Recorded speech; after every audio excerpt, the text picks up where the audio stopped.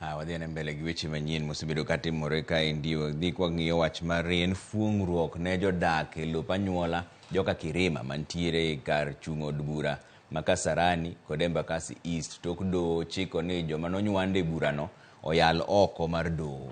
Wach ma kamano ogol kod jang'ad bura Mohamed Warsame ma bende ogolo chik mondo kik riemb ng'ata ng'ata e puodhono kokwayo mondo twak obed mang'uon kendo modewo ji duto. Maendi osir kod anyuola mar joka Kirima mawacho ni gin e twak kod anyuolago ka moko kuomgi to osetieko chudo kendo winjruok bende dhi nyime ne joma dwaro chudo ma kidam. Winjruok e kind doho kod anyuola mar Kirima en ni onge ng'ata ng'ata mibiro riembe lobno kendo twak biro dewo ji te.